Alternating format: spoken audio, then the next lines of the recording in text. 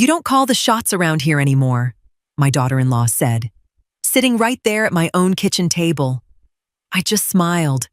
In that exact moment, I realized something. If you're planning to take over my house, you'd better double-check whose name is actually on the deed. "You don't call the shots around here anymore," Vanessa whispered, a smug little smirk spreading across her face as she sat down at my kitchen table. In that exact moment, I knew the peaceful years in my own home were officially over unless I did something about it right then. This storm had been brewing for months, honestly. Ever since the day my son, Austin, showed up on my doorstep with her and a mountain of luggage because their apartment lease had fallen through, bit by bit. Vanessa had been taking over the place. She banished my personal decor to the basement and started talking to me like I was just an annoying, unwanted guest in my own four walls. But I didn't feel anger, and I didn't cry. All I felt was a cold, crystal clear certainty washing over me. Austin just sat there next to her, staring glued to his phone, completely silent, his usual move whenever his wife showed her claws. To Vanessa, I was just a lonely older widow they could use as a free babysitter and maid while she ran the show. She thought she held all the cards because I adored my grandson and she was the mother. What she completely underestimated, though, was my ability to quietly watch, listen, and analyze a situation. I didn't argue with her. I didn't even raise my voice. Instead, I picked up my coffee mug, poured the rest of it down the sink, and looked at her calmly. This house was entirely in my name. The utilities were under my account, and my savings were tucked away in bank accounts my son knew absolutely nothing about. Vanessa honestly believed she had won the game before it had even truly begun. She mistook my kindness for weakness as she took a triumphant sip of her tea. I made my first quiet decision. It was time to completely change the rules of the game without giving them a single heads up. I grabbed my purse and walked out of the kitchen without a word, ready to take the first step. The very next morning, my first order of business was getting new locks for my master bedroom and the small home office upstairs. A local locksmith out in the suburbs handled it quickly. And I actually installed the deadbolts myself while Vanessa was out grocery shopping and Austin was at work. When Vanessa came upstairs later that afternoon, trying to bring my folded laundry into my room without asking, she rattled the doorknob in vain. She marched straight down the stairs, visibly annoyed, and confronted me in the hallway. "Why is your bedroom locked? We live here as a family. Don't we share everything?" she demanded, her voice sharp. I looked her dead in the eye, slipped the new keychain into my pocket, and replied calmly, "My private space stays private. Vanessa, that's not up for debate." Right then, Austin walked through the front door, looking completely helpless as he glanced back and forth between us. His wife expected him to jump in and take her side, but he immediately avoided her gaze. I looked at both of them and laid it out flatly from now on. Everyone was responsible for their own laundry and cleaning up their own messes in the shared living areas. No more free favors, and no more picking up after them. Vanessa let out a nervous laugh and muttered something about me becoming incredibly selfish. I just let the comment slide right off me, turned around, and walked out into the backyard. They still thought this was just a temporary phase I was going through. They had no idea I was just starting to draw the boundaries they were going to miss so terribly. That evening, I noticed them whispering and scheming in the kitchen. They figured they could punish me by giving me the silent treatment, but they didn't realize my next move was going to hit them exactly where it hurt most: their wallets. Up until that point, I had been covering all the household expenses, the electricity, the high-speed internet, and the gas bill entirely on my own, even though there were 4 of us living under one roof. On Monday, I sat down at my desk and calculated the exact utility costs from the past 3 months. Thanks to Vanessa's marathon showers and the nonstop loads of laundry, the bills had literally doubled. That evening, I printed out a detailed, itemized breakdown and laid it right in front of Austin on the dinner table. Starting next month, I expect $650 on the first of the month to cover your half of the fixed utilities, I said, keeping my tone strictly business. Vanessa walked into the room right at that moment and scoffed loudly. "We moved in here so we could actually save up for our own down payment." "Mother, you have plenty of retirement income. I looked at her without flinching. My retirement doesn't exist to fund your lifestyle if the money isn't in my account by the 1st. I'm canceling the premium internet plan and turning down the thermostat upstairs. Austin swallowed hard and nodded quickly, desperate to avoid a blowout argument. Vanessa was absolutely boiling because she realized her usual attitude wasn't working. So, she decided to try a new tactic. She told me I was no longer allowed to pick up my grandson, Leo, from preschool in the afternoons. She honestly thought that would break my heart and make me fall in line. I just smiled to myself, gave a quick nod, and said, "Perfect. That gives me a lot more time to focus on my own projects." That threw her completely off balance. She fully expected me to beg or apologize. Instead, I used that free afternoon to call an old friend of mine who worked in real estate. There was a specific plan I'd been keeping in the back of my mind for a while, and the timing was finally perfect to pull the trigger. Over the next 2 weeks, I stuck strictly to my new rules and pulled back almost completely. I only cooked for myself, washed my own clothes, and spent my evenings either in my locked office or out having dinner with my friends. The atmosphere inside the house was so thick you could cut it with a knife. But I completely ignored Vanessa's dirty looks. It didn't take long for the cracks to show, since I was no longer quietly managing the household. Dirty dishes started piling up in the sink, and the trash can was constantly overflowing. Between her part-time job and dealing with the mess, Vanessa could barely keep her head above water, and Austin was always too exhausted after his shifts to help. A few times, Vanessa tried to subtly hint that she needed help, sighing loudly in the hallway about how overwhelmed she was. I just walked right past her, wished her a wonderful day, and headed out the door. She was slowly losing her grip on a household she claimed she could run so much better than me. One night, I overheard her screaming at Austin in the living room, demanding to know why he wouldn't finally put his foot down with me. Austin just yelled back defensively, saying the house belonged to me and his hands were tied. Vanessa shouted that she couldn't take living like this much longer. Honestly, that was exactly what I wanted. I needed them to face reality. But my most important move was happening entirely outside of that house, that very week. I signed the paperwork for a gorgeous, low-maintenance condo downtown, just 5 minutes away from my closest friends. The funds came from my late husband's life insurance, which I had invested wisely over the years. Nobody had a single clue about my upcoming freedom. On a Saturday afternoon, Vanessa's parents showed up completely unannounced. It was obvious their daughter had called them in for backup to provide some moral support. They were lounging in my living room, acting like they already owned the place, while Vanessa proudly poured them coffee. When I walked into the room, Vanessa's mother cleared her throat loudly and immediately started lecturing about the future of young families. At a certain stage in life, the older generation really needs to step aside and clear the path for the kids, she said, throwing a very pointed look in my direction. Vanessa smirked triumphantly, clearly thinking this tag team guilt trip would rattle me. I calmly sat down in my armchair, opened my book, and said in a relaxed voice, "I completely agree. That's exactly why young couples need to learn to stand on their own 2 feet instead of freeloading off of others." The room went dead silent. You could have heard a pin drop. Vanessa's father suddenly found his shoes fascinating, and her mother gasped, completely losing her train of thought. Austin shifted uncomfortably in his seat, trying to change the subject as fast as humanly possible. Vanessa glared at me with pure hatred because her little setup had completely backfired. She had hoped to paint me as some selfish, bitter mother-in-law in front of her parents. But my calm, logical response left absolutely no room for an argument. I calmly kept reading my book, took a sip of water, and walked out of the room 10 minutes later. They were finally starting to realize that none of their manipulation tactics worked on me anymore. I was emotionally untouchable. That same night, I packed my vital documents and most cherished family photos into small boxes, quietly loading them into the trunk of my car. Everything was moving forward perfectly, without a single drop of drama. If you enjoy spending time with quiet revenge, we would like to make a small request. Our team works carefully to select, edit, review, and produce each story. While AI tools may assist some parts of the process, every story is ultimately guided and checked by real people who care deeply about the quality of what we share.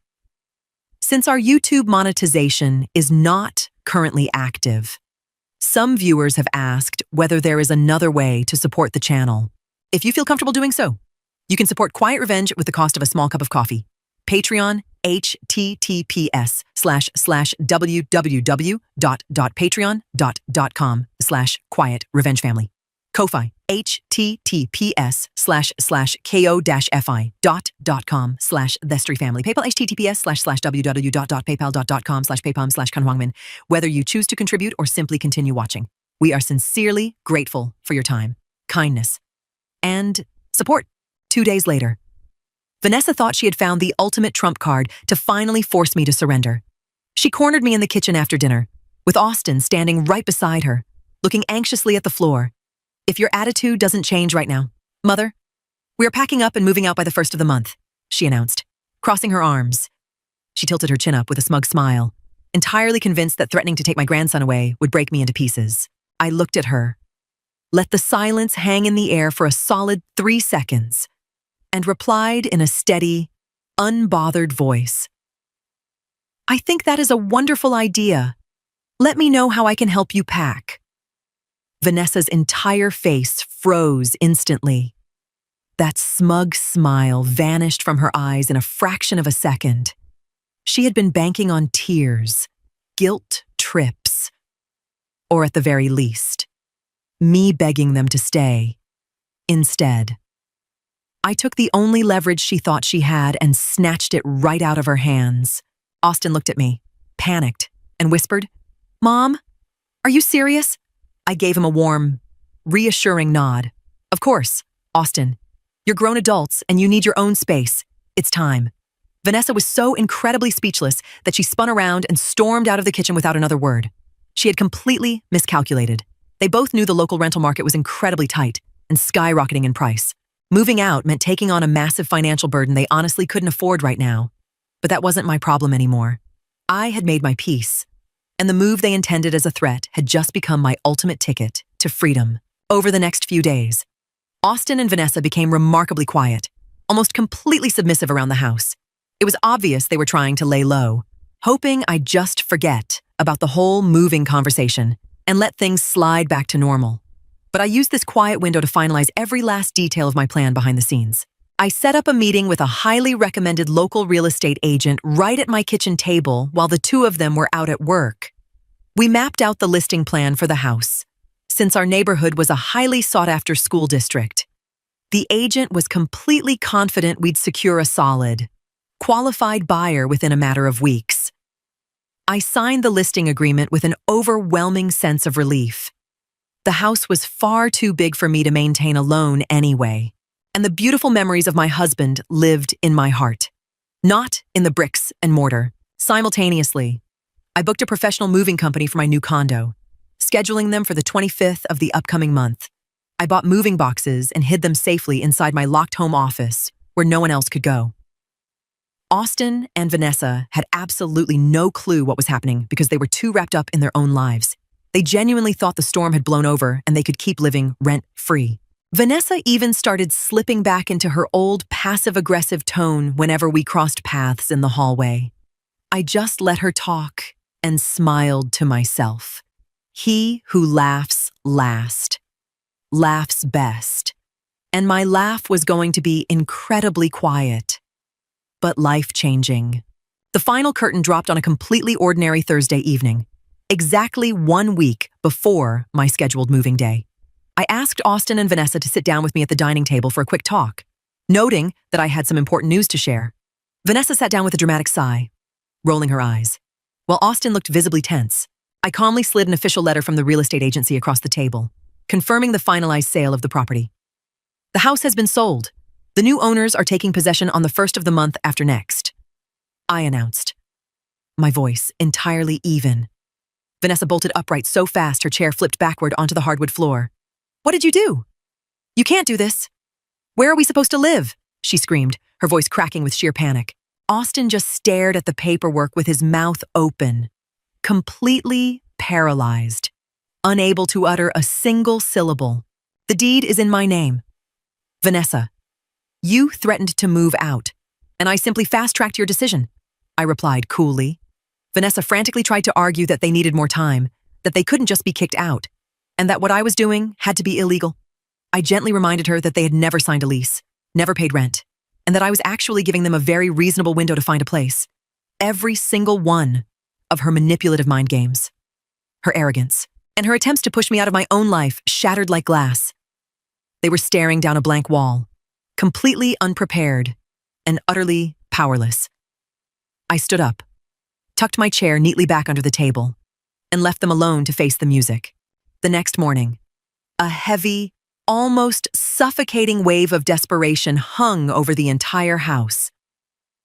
Vanessa was sitting at the kitchen table with swollen, bloodshot eyes, frantically scrolling through apartment listings on her tablet. Austin came into the living room where I was sitting, looking at me with defeated eyes, trying one last emotional plea. Mom, how could you do this to us? We're your family. Where are we supposed to go with Leo on such short notice? He asked, his voice shaking. I felt a quick, momentary pang of sympathy in my chest, but I held my ground. I refused to let them guilt trip me back into compliance.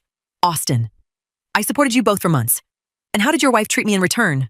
Like the hired help, I said firmly. I explained to him that for the sake of his own marriage, they desperately needed to be in their own space. I did offer to advance them the security deposit for a new place as an interest-free loan, but only under the strict condition that we sign a formal, legally binding repayment contract. Vanessa overheard the offer, walked into the room, and gave a reluctant nod. She knew they had zero options left. Her arrogant facade was completely gone. She couldn't even bring herself to look me in the eye. Over the next few days, they packed their belongings in total silence.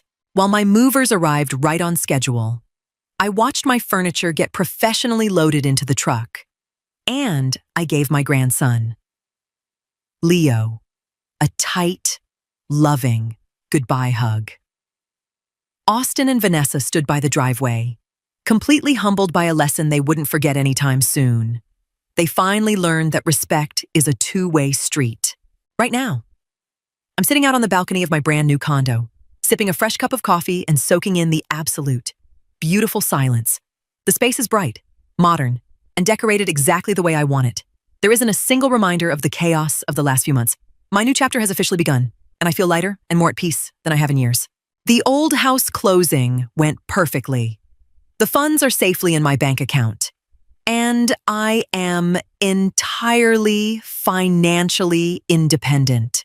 Austin and Vanessa ended up renting a modest 2-bedroom apartment on the edge of town. It's pricey for them, but it gets the job done. Our relationship now is distant, but perfectly polite. Vanessa is incredibly careful and respectful whenever we speak on the phone these days. There was no big, dramatic family reunion and no tearful apologies. And honestly, I prefer it that way. I get to see my grandson Leo once a week at the park, and I cherish every single second of that time because it's completely free of household tension. I drew my boundaries, stood my ground, and successfully reclaimed my respect and my freedom for the years ahead.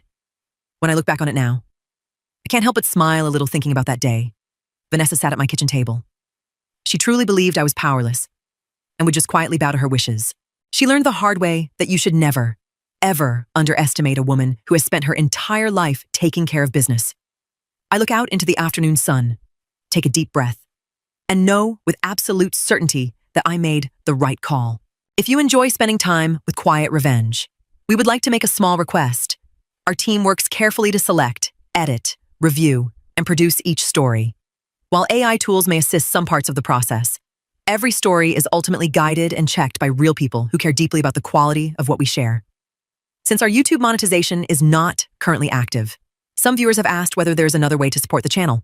If you feel comfortable doing so, you can support Quiet Revenge with the cost of a small cup of coffee. Patreon, https://www.patreon.com/Quiet Revenge Family. Ko-fi, https://ko-fi.com/Thestry Family. PayPal, https://www.paypal.com/paypalm/Kanhuangmin. Whether you choose to contribute or simply continue watching, we are sincerely grateful for your time. kindness, and support.